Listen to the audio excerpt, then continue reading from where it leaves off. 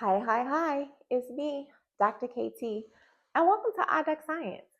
Today, I want to talk about this case here. Now, if you haven't been listening to the news or seen this article, it's okay, I got you. What we're seeing is an increase in the amount of measles cases. And the reason this is interesting is because in 2000, the US officially eliminated measles in the United States. And the way that they did this was through a vaccination program. Now, this does not mean that there were no measles cases that were seen since 2000. What it means is there were a very small amount of these cases and it wasn't a huge outbreak.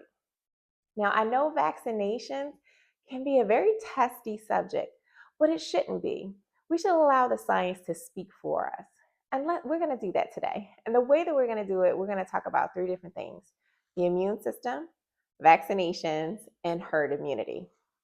So let's dig in.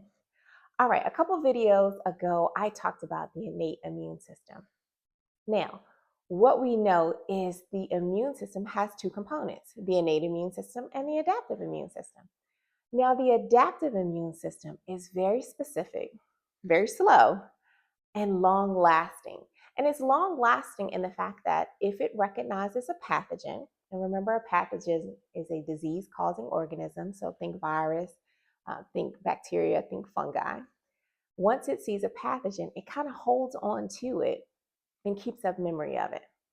Now, when we're talking about the adaptive immune system, we're going to use white blood cells or leukocytes again, but we're going to use a very specific group of them. They're called lymphocytes. And lymphocytes can be broken down, again, into two groups: B cells and T cells.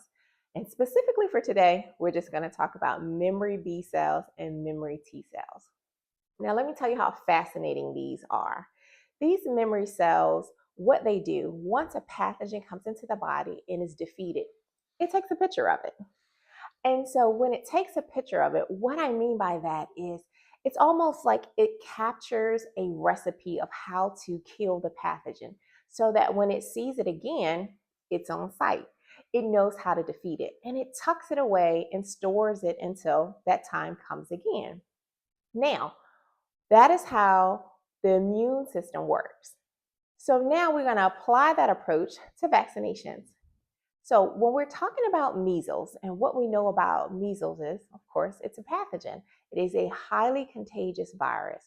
It has symptoms such as runny nose or fever. Think about the innate immune system in the kitchen sink, trying to flush everything out.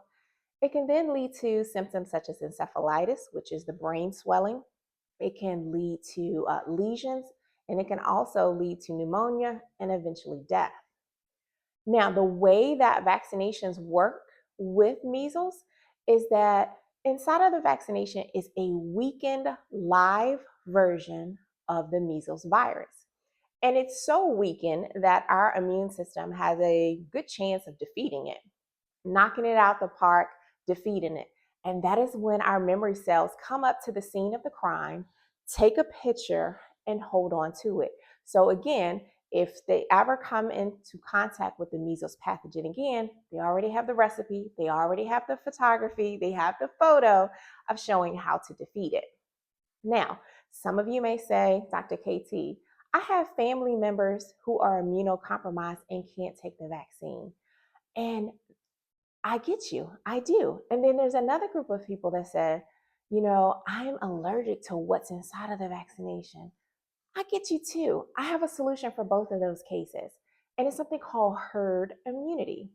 Herd immunity is when a group of individuals who are able to get vaccinated are vaccinated. And so what it does is when a pathogen like measles comes in and it comes into the community, if the majority of us are vaccinated, it creates a shield and a barrier for the people who are immunocompromised or who the people are that are allergic to the vaccine so that they can have a fighting chance. It does not get rid of the virus, but it does keep it very small and keeps from having a large outbreak. Okay? Now, let's take the 3Ds and go through this. So first, decode what's going on. So what we know is measles is a virus that is showing an uptick in the United States, and it may cause us to lose our officially eliminated status.